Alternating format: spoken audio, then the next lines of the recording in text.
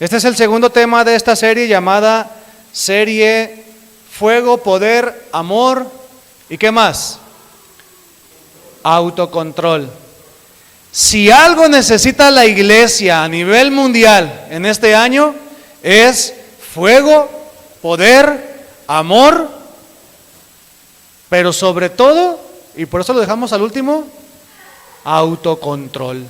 Definitivamente necesitamos el fuego del Señor, su poder, su amor y el autocontrol. El tema del día de hoy es el segundo tema de esta serie y el tema se llama Dios es fuego consumidor. Dios es fuego consumidor. Abra su Biblia, por favor, en Hebreos capítulo 12.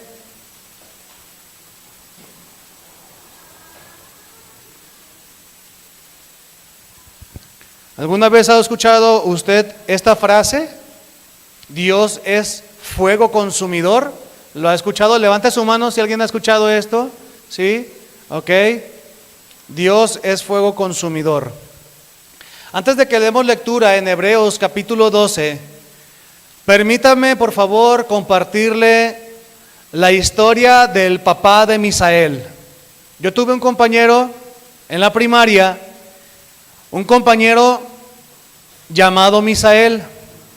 Espero que alguna vez Misael de alguna manera escuche esta verdad, esta enseñanza para que pueda saber que aún le recordamos con afecto. El papá de Misael trabajaba de lunes a sábado, pero trabajaba fuera de la ciudad de Guadalajara. Él no trabajaba ahí dentro de Guadalajara, él salía. Semana tras semana el papá de Misael se iba el lunes y regresaba el sábado.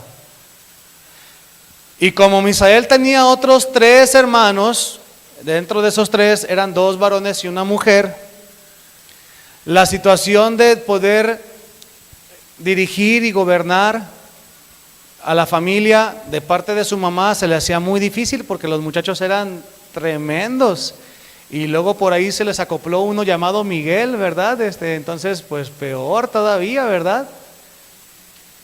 Y me acuerdo que cuando Misael se portaba mal, su mamá le decía: Misael, ¿y usted sabe que antes los niños de antes, pero adiestrados, nuestra mamá, no sé si a usted le pasó, nuestro papá, nuestra mamá, estábamos haciendo una vagancia y volteaban a vernos, tras, a ver, le tocó a César, ni modo, César, ahí está, ¿verdad? Y con la pura mirada teníamos, levante su mano si le pasó así con su familia, ¿verdad? Ahorita ya llegan los niños con los papás y ¿qué onda papá? ¿Cómo estás? Y que sabe qué, y pórtate bien hijo. No, que sabe qué. No, si yo le decía así a mi mamá, no sé de quién me volaba primero la cachetada, si de mis tías, de mis tíos, de mi mamá, ¿verdad? Así no le responda a su madre, respóndale con respeto. Y me acuerdo que Misael se portaba mal y su mamá le decía: Misael, compórtate. Es la primera vez que te digo. La segunda, Misael, ya no le decía compórtate, ni se la contaba, nada más le decía Misael. La segunda. Para la tercera, nomás llegaba la señora donde estábamos ahí y nada más se le quedaba viendo y ya Misael ya se ponía quieto. Pero esa era la tercera, pero cuando Misael le seguía con una cuarta, la mamá de Misael llegaba con un cartoncito así, recio, que estaba forrado como con cinta, y le decía: Misael, este es para tu papá, se lo entregas por favor el sábado. Yo no sabía lo que significaba eso, porque yo, aunque me la pasaba mucho con ellos, yo no estaba los sábados. Hasta que un día me tocó estar ahí jugando a las patadas con Misael. Usted sabe que los muchachos somos como gallitos que estamos ahí nomás tirando patadas, viendo quién puede más y quién puede menos, ¿verdad? Y le di una patada aquí, debajo de la sentadera, y se agarró llorando. Yo dije, pues qué tan recio le pegué. Y me dice, no, es que traigo un morete porque mi papá me dio unos cintarazos. Ay. ¿Y por qué tiene unos cintarazos? Porque esta semana junté 2 cartoncitos. ¿Ya entendió, verdad? O sea, ya cuando Misael se le salió de control a la señora ya no le batallaba. Le daba su cartoncito y el sábado que llegaba el papá, Misael le tenía que dar los cartoncitos a su papá. ¿Qué significaba? Papá, me tienes que dar disciplina. Y si Misael se quería hacer no se preocupe, porque la señora se encargaba de decirle, ¿tu hijo ya te dio sus cartoncitos? Y si no, peor todavía. Doble, ¿verdad? De por sí ya le estaba yendo recio. Y mira nada más entonces cómo Misael sabía que tenía que llegar solamente hasta la 3ª llamada de atención de su mamá. Porque su papá, si a su papá le daba cartoncitos, sabía Misael que su papá iba a disciplinarle grandemente. La palabra de Dios dice que Dios es fuego consumidor. Y por lo menos yo me identifico con Misael y la historia de la vida de él. Porque el Señor verdaderamente nos dice, Miguel, pongo mi nombre, ¿verdad? Póngale usted su nombre, no pongan todos el mío, por favor, ¿verdad? Miguel, esta es la primera. Miguel, la 3ª. Y yo he aprendido con mi señora que yo no debo llegar a la 4ª. Y yo le quiero dar un consejo. No llegue a la 4ª con el Señor, porque el Señor es fuego consumidor. Acompáñenme por favor a leer en Hebreos capítulo 12, versículos 25 al 29. Quien ya lo tenga, diga amén. Mirad que no desechéis al que habla, porque si no escaparon aquellos que desecharon al que los amonestaba en la tierra, mucho menos, ¿quiénes? A ver otra vez, mucho menos, ¿quiénes? Mucho menos nosotros, si desecharemos al que amonesta desde los cielos, la voz del cual conmovió entonces la tierra, pero ahora ha prometido diciendo, aún una vez y conmoveré no solamente la tierra, sino también el cielo. Y esta frase, aún una vez, indica la remoción de las cosas movibles como cosas hechas, para que queden las cosas inconmovibles. Versículo 28. Así que recibiendo nosotros un reino inconmovible, tengamos gratitud y mediante ella sirvamos a Dios, agradándole con temor y reverencia, porque nuestro Dios es fuego consumidor. ¿Se fija? El pasaje nos está introduciendo en 3 historias del Antiguo Testamento. Una historia en Éxodo, una historia en Ageo y una historia en Deuteronomio. Pero hay 2 versículos que nos ayudan a entender que esto también puede llegar a aplicar para nuestras vidas. Versículo número 25, porque si no escaparon aquellos que desecharon al que amonesta en la tierra, mucho menos nosotros. ¿Se fija que el pasaje también es para nosotros? Mucho menos nosotros escaparemos si desecháramos al que amonesta desde los cielos. Y luego dice entonces ahí en el versículo número 29, porque nuestro Dios es fuego consumidor. El autor a los Hebreos dice nuestro Dios, no dice el Dios del pueblo de Israel, no dice el Dios del Antiguo Testamento, dice nuestro Dios. Así que vamos a comenzar a desarrollar este tema. No se asuste, ¿verdad? Si el que nada debe, nada teme, ¿verdad? Si usted está bien con el Señor, entonces va a recibir esta palabra con mucho agrado. Mire cómo dice nuevamente el versículo 25. Lo vamos a leer para hacer una referencia al Éxodo. Mirad que no desechéis al que habla, porque si no escaparon aquellos que desecharon al que los amonestaba en la tierra, mucho menos nosotros si desecharemos al que amonesta desde los cielos. Ponga un separador en Hebreos capítulo 12 y acompáñeme por favor a Éxodo capítulo 20.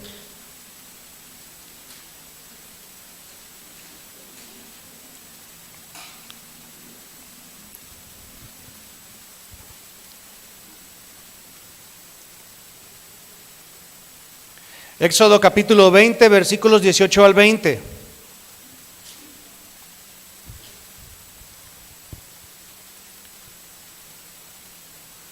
Quien ya lo tenga, diga amén. Dice Éxodo capítulo 20, versículos 18 al 20. Todo el pueblo observaba el estruendo y los relámpagos y el sonido de la bocina y el monte que humeaba. Y viéndolo, el pueblo temblaron y se pusieron de lejos. Y dijeron a Moisés: habla tú con nosotros y nosotros oiremos, pero no hable Dios con nosotros para que no muramos. Y Moisés respondió al pueblo: no temáis, porque para probaros vino Dios, y para que su temor esté delante de vosotros, para que no pequéis. ¿Se fija? Usted conoce lo que está sucediendo en Éxodo capítulo 20. En Éxodo capítulo 20, del versículo número 1 hasta el versículo número 17, se le está entregando al pueblo de Israel lo que usted conoce como el Decálogo. Los 10 mandamientos, gracias hermano. Entonces, antes de los 10 mandamientos no había una ley que le dijera a la gente qué es pecado. Entonces el Señor entrega los 10 mandamientos, el Decálogo y todos los demás mandamientos para que la gente ya sepa qué es lo bueno y qué es lo malo. Cuando Dios entrega los 10 mandamientos en el monte, ¿usted recuerda quién subió al monte para recibir los 10 mandamientos? ¿Quién? Moisés, Moshe, ¿verdad? O como dicen los norteamericanos, Moisés, ¿verdad? Porque le quitan el acento. Sube Moisés, solamente sube él, recibe los 10 mandamientos. Y fíjese cómo es el versículo 18 de poderoso. Todo el pueblo observaba el estruendo y los relámpagos. ¿Quién cree usted que generaba ese estruendo y esos relámpagos? La presencia de nuestro Señor, la presencia de Dios. Él generaba en el monte esos truenos, esos relámpagos. La gente desde abajo los veía, así como usted así de la nube que vive en el volcán de Colima. Ya ve que hay una nube que vive ahí, no sé si sepa pues, pero hay una nube, hasta nombre le pusieron ya, no me acuerdo cómo se llama. Y usted se le queda viendo, ¿verdad? Tremendo. Mire cómo dice el versículo 18. Además del estruendo y los relámpagos, también el pueblo observaba. ¿Qué sigue después? El sonido de la bocina. Yo le pregunto, ¿quién subió al monte? ¿Usted cree que Moisés subió con todos ahí los tambores, las trompetas y demás?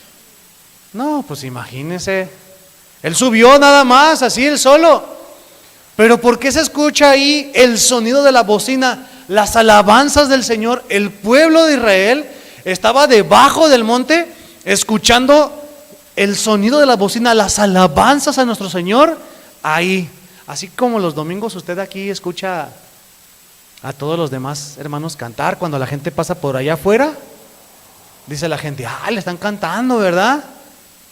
Así el pueblo estaba escuchando el sonido de los ángeles cantando ahí. Tal vez usted leyó el pasaje, pero no le puso mucha atención, ¿verdad? Y ahora yo estoy ayudándole a que usted le ponga más atención. Dice el versículo a continuación: y el monte que humeaba, y viéndolo el pueblo, temblaron y se pusieron de lejos.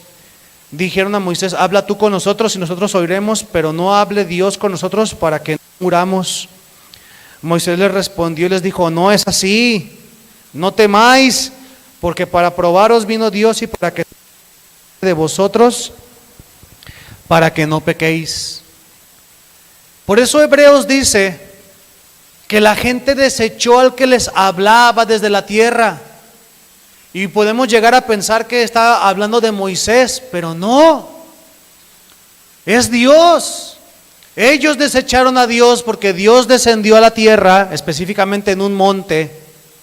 Y cuando Dios quiso hablarles por medio de los 10 mandamientos, la gente dijo: no hable Dios con nosotros. Moisés, me gusta más que tú me platiques. Se parece mucho a la iglesia del 2022. La gente no quiere leer su Biblia, nada más quiere llegar el domingo a sentarse a escuchar una predicación. Ahora, si usted lee la Biblia todos los días, y si usted viene y refuerza lo que ha leído toda la semana a este lugar, entonces lo que yo estoy comentando no es para usted. ¿Me entiende, hermano? Usted, si lee la Biblia todos los días, entonces usted no está desechando a Dios. Usted está teniendo comunión con el Señor todos los días. Esto fue lo que hicieron ellos entonces, como una primera historia. Pero ahora acompáñeme a Números capítulo 14, por favor. Busque Números, acuérdese que es Génesis, Éxodo, Levítico, y luego ¿qué sigue? Números. Busque Números capítulo 14, versículo 22.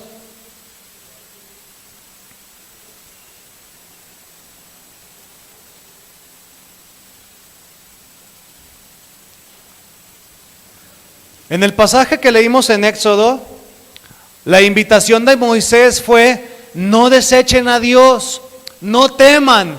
Dios se ha comunicado, Dios se ha presentado, no para que ustedes se alejen de Dios, sino para que ustedes se acerquen a Él. Sin embargo, vamos a ver otras cuantas historias de cómo algunas personas no obedecieron a este llamado. Números 14, 22 en adelante dice de la siguiente manera: todos los que vieron mi gloria y mis señales que he hecho en Egipto y en el desierto, y me han tentado, ¿cuántas veces, hermanos? Ya 10 veces, y no han oído mi voz. Pongan atención a esa frase: y no han oído mi voz. No verán la tierra de la cual juré a sus padres, no, ninguno de los que me han irritado la verá. Pero a mi siervo Caleb, por cuanto hubo en él otro espíritu y decidió ir en pos de mí, yo le meteré en la tierra donde entró, y su descendencia la tendrá en posesión. Versículo 25. Ahora bien, el amalecita y el cananeo habitan en el valle. Volveos mañana y salid al desierto, camino del mar Rojo. Y Jehová habló a Moisés, ya más concretamente a los líderes de la congregación, a Moisés y a Aarón, diciendo: ¿hasta cuándo oiré esta depravada multitud que murmura contra mí? Las querellas de los hijos de Israel que de mí se quejan. Diles: vivo yo, dice Jehová, que según habéis hablado a mis oídos, así haré yo con vosotros. En este desierto caerán vuestros cuerpos, todo el número de los que fueron contados de entre vosotros, de 20 años arriba, los cuales han murmurado contra mí. En pocas palabras, aunque Dios es grande en misericordia, en ese momento el Señor decidió enseñarles que Él tiene para con nosotros, para mostrarnos a nosotros un límite. Como tal, la paciencia del Señor no tiene límite. En su persona, en su interior, en su esencia, su paciencia, su misericordia, su bondad no tienen límite. Pero Él muestra un límite para con este pueblo en este pasaje. Porque imagínense, es como coloquialmente dice la gente: Es para que no le queramos tomar la medida a Él. ¿Cuántas veces en nuestras casas, cuando éramos pequeños, nuestros hermanos, nuestros primos, para los que tienen hijos, cuántas veces sus hijos, o los vecinos, ustedes ven cómo hay personas que manipulan a otras personas porque les toman la medida? ¿Sí me están entendiendo, verdad, a lo que refiero? Y Dios no tiene límite de paciencia. Dios no tiene límite de misericordia. Pero lo que Él está mostrando en este pasaje es que Él pone un límite para que la gente no trate de tomarle la medida a Él. ¿Me entiende? Y entonces dice, ¿saben qué? Los de 20 años para arriba van a aprender, ¿verdad? No, Cuello no va. Bueno, sí, pues, pero no los mató en ese momento Él, ¿verdad? Van a morir en el desierto, ¿verdad? Van a morir en el desierto. El Señor mostrando que Él es infinito y eterno en misericordia, pero que a nosotros nos muestra un límite. Yo le quiero volver a dar el mismo consejo otra vez entonces. Le quiero dar el mismo consejo otra vez. No trate de manipular a Dios. No haga que Dios le muestre un límite a usted. Porque nuestro Dios es fuego consumidor. ¿Ve cómo la historia de este pueblo nos ayuda a nosotros a no entrar en el mismo error? Hay otra historia que le quiero platicar. Cuando yo comencé a hacer mi ministerio, tenía 20 años de edad. Cuando decidí entregarme al ministerio completamente, aunque yo trabajaba en un trabajo secular, yo trabajaba de lunes a viernes. En cuanto salía el viernes de trabajar, todo lo que quedaba del viernes, todo el sábado y todo el domingo, yo se los entregué al Señor. Todas las cosas que me invitaran en apoyo para la iglesia, todas yo apoyaba. Barrer, Miguel; trapear, Miguel; visitar, Miguel; discipular, Miguel; evangelizar, Miguel. Y no solamente yo, más personas. Y me acordé entre semana de una familia que tenía deuda con Coppel. Y yo sé que aquí en la congregación hay muchas personas, esto sí tómelo como un consejo ya para su vida, directos. Usted sabe que yo soy sin rodeos. Yo sé que hay muchos que les gusta tener deudas. Yo sé que hay algunos que les gusta aquí, ¿verdad? Poquito presto aquí, préstame acá. Hermanos, son muy malas las deudas. Pedir prestado y deber dinero es muy, muy malo. Mire, si usted le pide a una institución como un banco, como Coppel, como todos esos demás de abonos facilitos, dice el proverbio que usted se está enredando de una manera que será muy difícil que salga de ahí. Y esta familia que le debía a Coppel sacó un préstamo de 12,000 pesos, yo me acuerdo bien, porque me los pidieron prestados y yo pues ¿de dónde? Le dije, no, oiga, no. Préstame 12,000 pesos. Dije, ¿cuál es la urgencia? Yo puedo ver cómo le podemos hacer. ¿Cuál es la urgencia? No, nos queremos ir a la playa unos días. ¿Cuánto va a pedir prestado? 12. ¿Cuánto va a acabar pagando? 17. Mejor ahorre los 12 y cuando los tenga, vaya. Mejor vaya ya que los tenga. No. Bueno, le voy a platicar la historia así bien rápido. Usted sabe que las instituciones no perdonan. Y entonces sacaron 12,000 pesos, se endeudaron, pagaban cada semana, fielmente pagaban, pero ¿qué cree? Solamente pagaban intereses. No estaban pagando al capital, solamente al interés. Y cuando pasaron 3 años, dijeron, ya pasaron 3 años, ya acabamos. No, hombre, ¿cuál? No vas ni a la mitad, porque solamente estás pagando a interés, y como solamente pagas lo justo, así rayando, se te genera más interés, y al abono del capital no estás pagando nada. Así son los préstamos y las instituciones. ¿Por qué cree que son ricos? No por buenas causas, ¿verdad? Y luego dicen que para el Teletón. ¿Cuál para el Teletón, verdad? Pero ya es otra cosa. Miren, pasaron 3 años, y en esos 3 años no pagaron ni la mitad. Todavía en el segundo año se les ocurrió sacar un préstamo en la misma institución para pagar el préstamo que debían. Usaron las gemas para destruir las gemas. Fíjese nada más.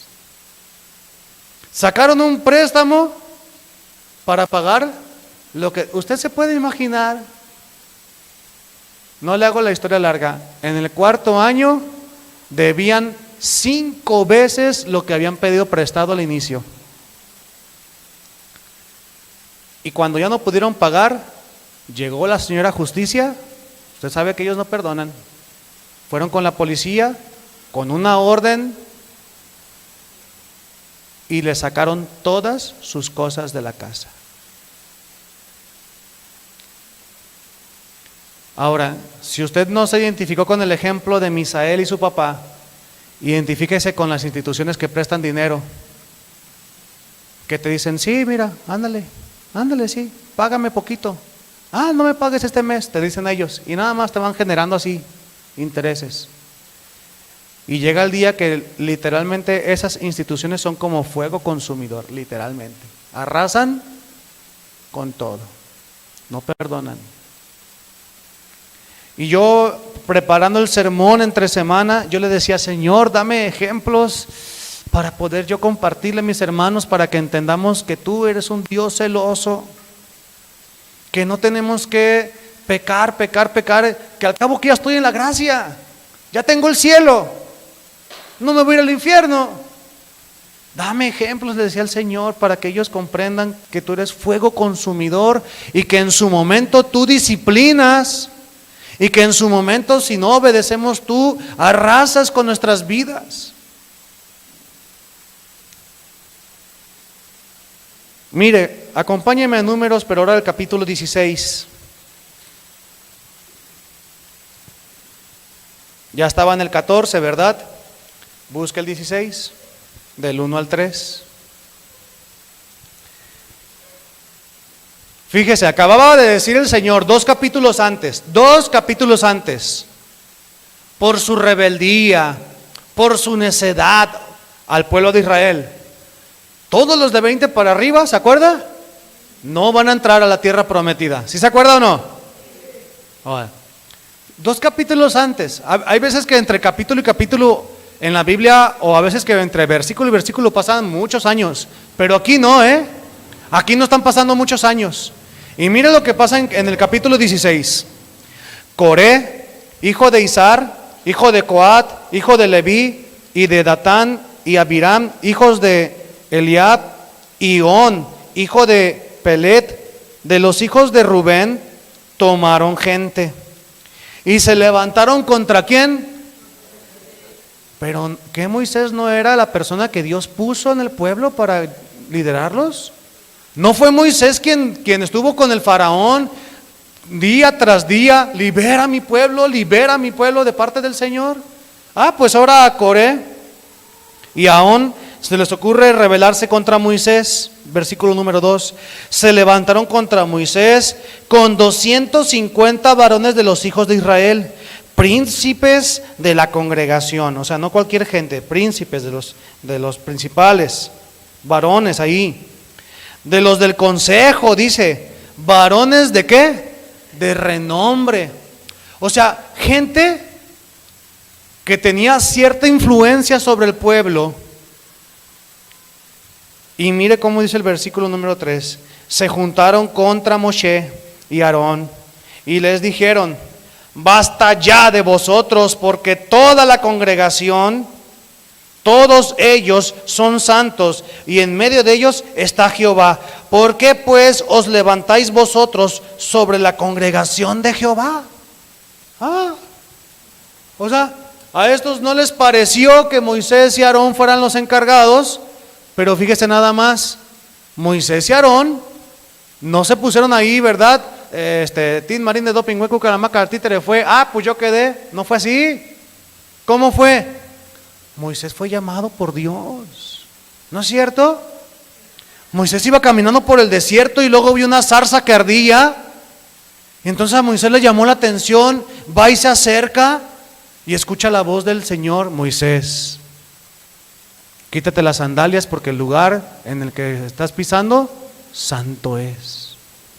Moisés, yo te voy a tomar para que tú seas el libertador de mi pueblo que está siendo oprimido. Quiero que vayas con Faraón y le hables y le digas, deja libre al pueblo. Y Moshe dice, no, Señor, es que yo no sé hablar. ¿No sabes hablar? Llévate a tu hermano Aarón. Ese es bien parlanchín, ¿verdad? Ese es bien bueno platicando. Llévate a Aarón. Aarón te va a ayudar a que hables con... ¿Quién eligió entonces a Moisés y Aarón? Dios. Y entonces Coré junto con On se levantan en una rebelión en contra de Moisés. Y mire cómo dice el versículo 31, para no hacerle que lea todo el pasaje aquí, en su casa lo lee. Números 16:31, búsquelo por favor. Dice, aconteció que cuando cesó él de hablar todas estas palabras, se abrió la tierra que estaba debajo de ellos, o sea, debajo de Coré y de On. Versículo 32, abrió la tierra su boca y los tragó a ellos, a sus casas, a todos los hombres de Coré y a todos sus bienes. Y ellos, con todo lo que tenían, descendieron vivos al Seol, y los cubrió la tierra, y perecieron de en medio de la congregación.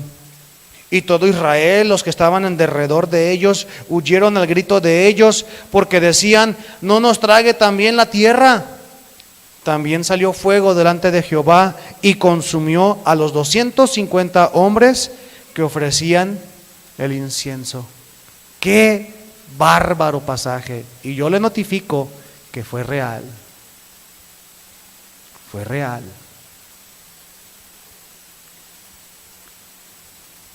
Dos capítulos antes, el Señor le está diciendo al pueblo, dejen de ser rebeldes, dejen de estarme tentando, compórtense. No van a entrar a la tierra prometida los de 20 años para arriba. Imagínense, era 1,5 millones de personas. ¿Cuántos cree usted que tenían más de 20 años? Muchísimos. Y 2 capítulos después, yo no entiendo dónde tenía la mente Coré. ¿Dónde estaba la mente, el corazón, los oídos, los ojos de Coré, que convence a On y a otros 250 varones? Y si son 250 varones, son 250 mujeres.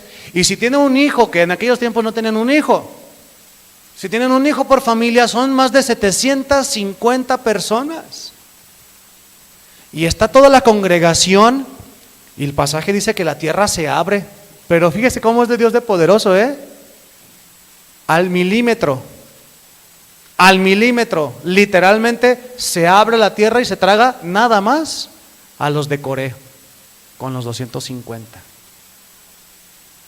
Y los cristianos dejamos de congregarnos por trabajar, y los cristianos dejamos de buscar el rostro de Dios por hacer nuestros propios afanes, y Dios abre la tierra al milímetro para que se trague la tierra a 250 personas con sus familias. Y usted se preocupa que si el Señor le puede proveer.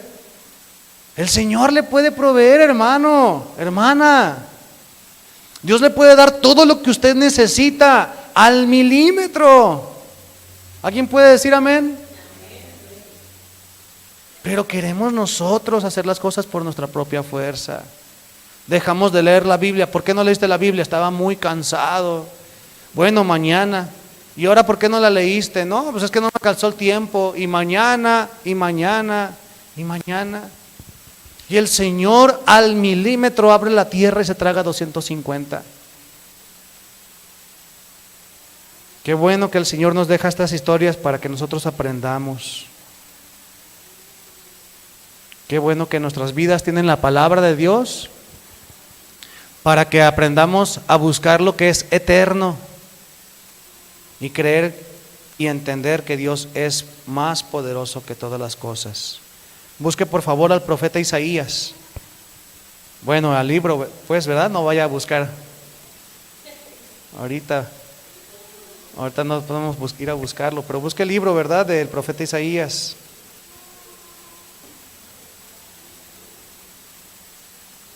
Capítulo 57.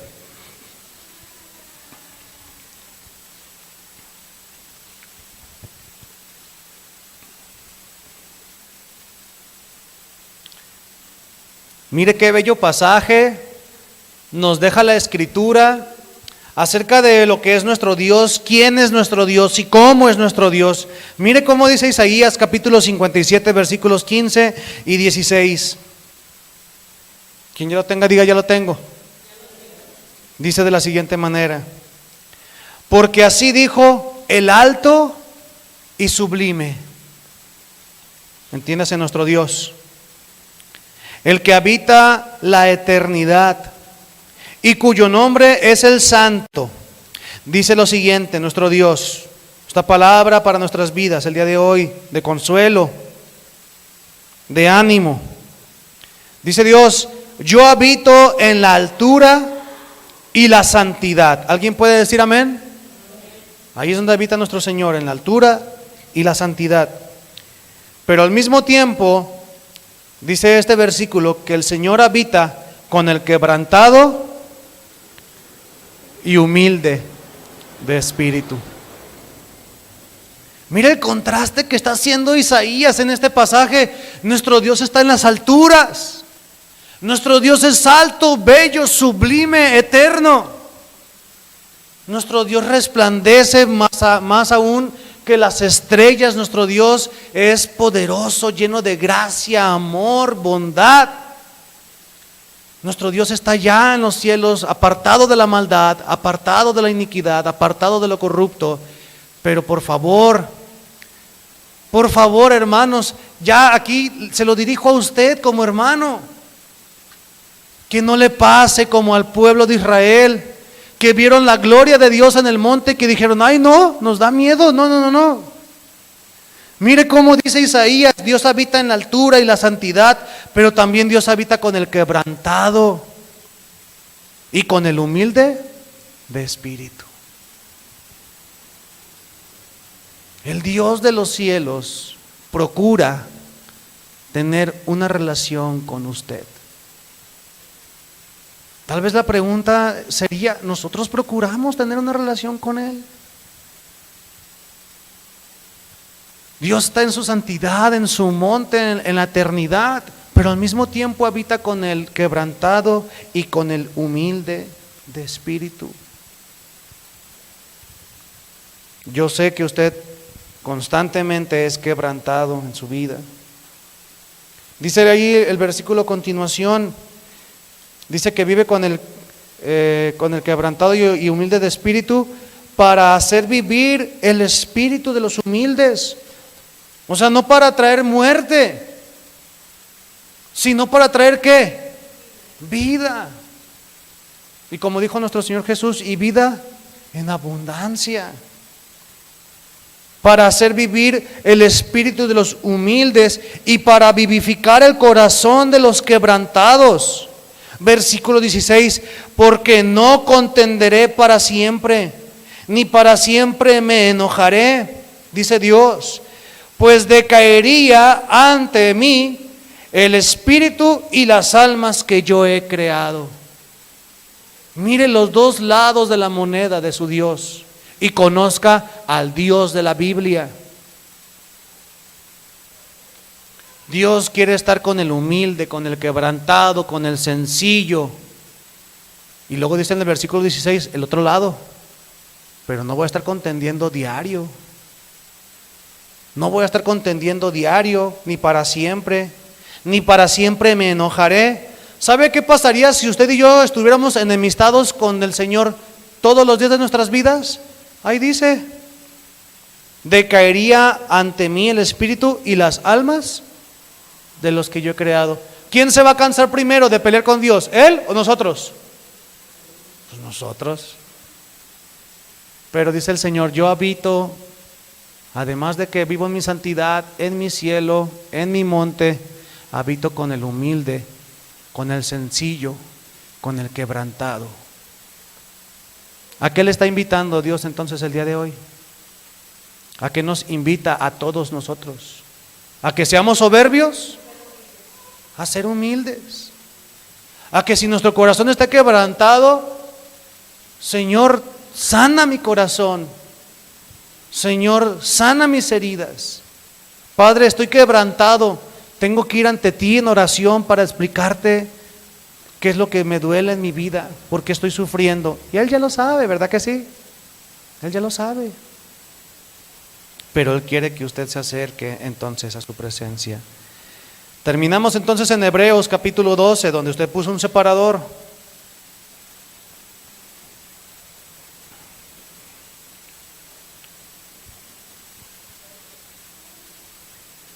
Hebreos capítulo 12.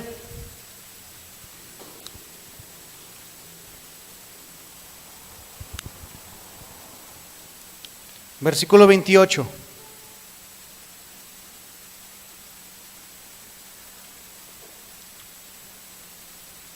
Quien yo tenga, diga amén.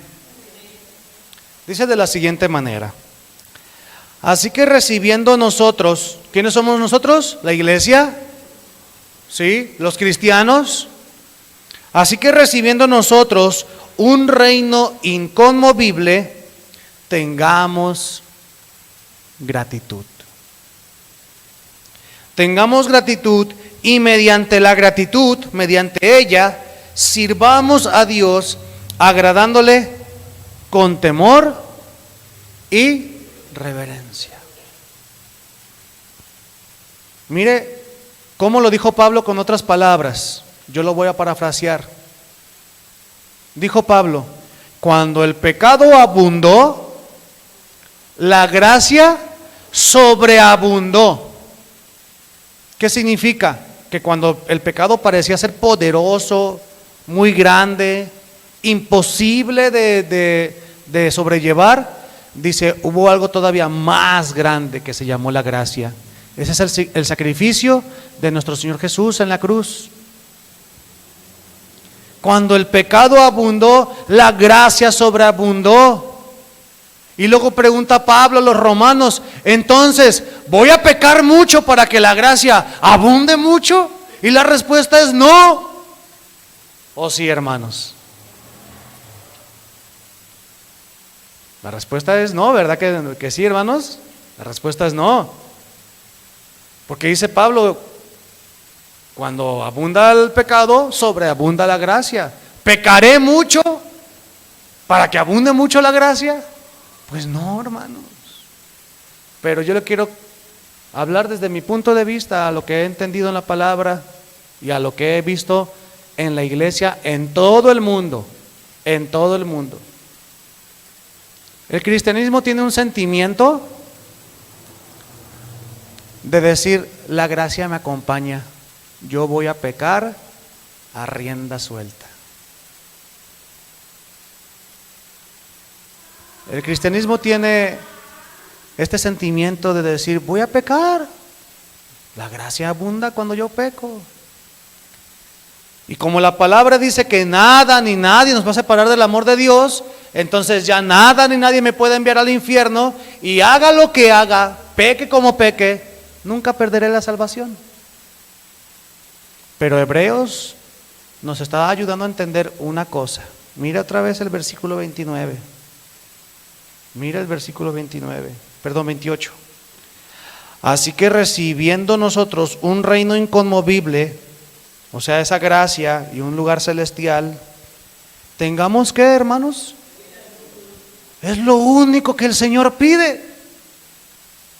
¿Qué más le pide el Señor más que usted tenga y que yo también tenga? Gratitud. Tengamos gratitud. Ok, la palabra gratitud, vamos a ver ahí en el griego.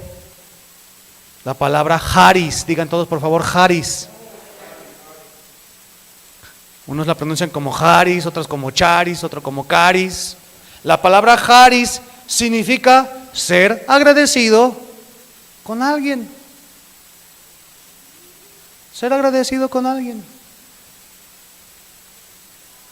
Por medio de la gracia, por medio de la gratitud, he recibido un reino inconmovible y mediante la gracia debo o debemos, dice ahí, mediante ella, sirvamos a Dios, agradándole, y mire cómo ajusta la balanza nuestro Señor.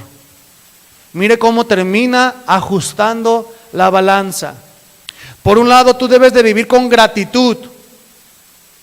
Y el versículo dice al final, por medio de la gratitud, sirvamos a Dios agradándole con temor y reverencia. Que la gratitud no le lleve a pensar a usted que usted puede hacer lo que quiera, tratar de ser cristiano a una manera incorrecta. Dios nos deja una balanza equilibrada. Sé agradecido y hazlo con temor y reverencia. No te vayas a un lado, pura reverencia, me encierro en mi mundo, en mi casa, pura reverencia. No. Al otro lado, pura gratitud, pura libertad, puro libertinaje. No. Una balanza equilibrada. Sea agradecido con temor y reverencia. Porque dice el versículo 29, hablando para la iglesia, no para los no creyentes, sino para nosotros, porque Dios es fuego consumidor. Y usted ya entendió cómo Dios se muestra cuando es un Dios de fuego consumidor. Ay, ya dijo el pastor que se va a abrir la tierra, ¿verdad? Para tragarme. No, no va a ser eso el Señor. Pero dice la misma carta a los hebreos que Dios al que ama disciplina. Y a Él no le basta disciplinar para mostrar amor. Dice que azota al que toma por hijo. Ese azote y esa disciplina es cuando tratamos de decirle, a ver, Señor, muéstrame que eres Dios de fuego consumidor. Mire cómo dice el Proverbio 19:23, no lo busque, en su pantalla, en la traducción del lenguaje actual. Obedece a Dios y vivirás, así dormirás tranquilo y no tendrás ningún temor. Obedece a Dios y vivirás, así dormirás tranquilo y no tendrás ningún temor. Nuestro Dios, hermanos, aún para la iglesia, es fuego consumidor. Cuide su vida, obedezca a Dios. Cierre sus ojos, por favor.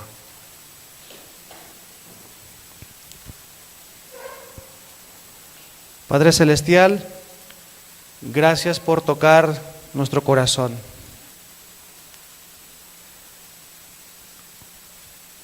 La iglesia de este siglo, a nivel mundial, Señor, ha perdido la reverencia. Trato de hablar desde un punto de vista a nivel global,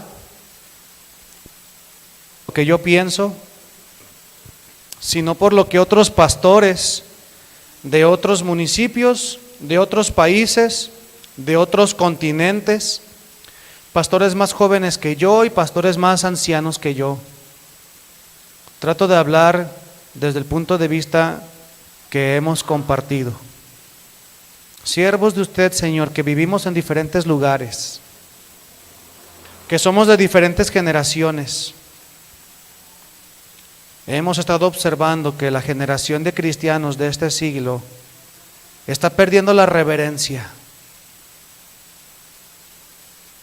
Cuando se hace una oración, hay cristianos que tienen en sus manos algunas cosas. En las casas, cuando hay oración, hay gente que se para de la oración, va y hace otras cosas. En las iglesias, cuando se hace oración, hay gente que mete su mano en su bolsa, se pone de pie, saca su celular. En las congregaciones a nivel mundial, Señor, la gente llega tarde a la iglesia.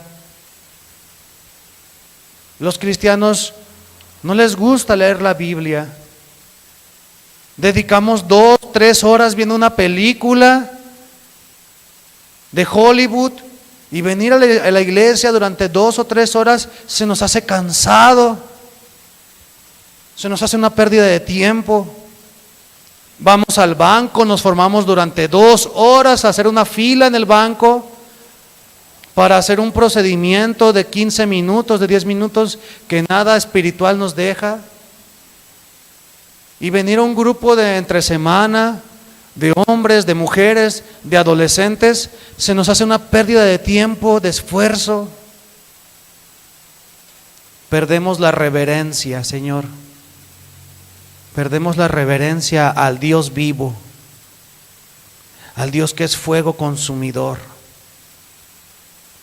Todas las religiones a nivel mundial se ponen de rodillas en el tiempo de la oración. Los musulmanes, los judíos, aunque no estén cerca del templo, se ponen de rodillas y se ponen haciendo una oración en dirección a sus templos.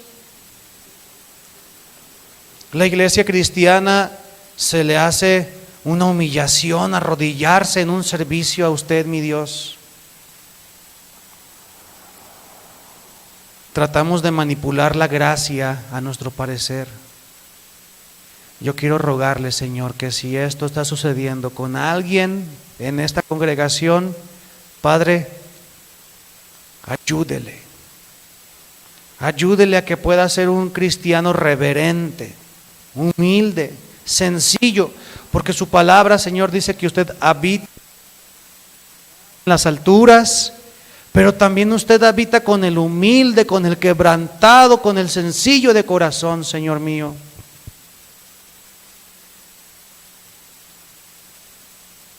Gracias por su palabra, Señor. Deseamos conocer al Dios de amor, al Dios de misericordia, pero no depende del predicador, no depende de la persona que tengo a un lado. Si yo quiero conocer la gracia, la bondad, la benignidad, la mansedumbre, el poder, el amor del Dios vivo, entonces yo necesito vivir una vida con gratitud, temor y reverencia. Necesito aprender que si camino por mal camino, Señor, si ando por mal camino, vendrá la disciplina de mi pastor, de mi padre, de mi madre.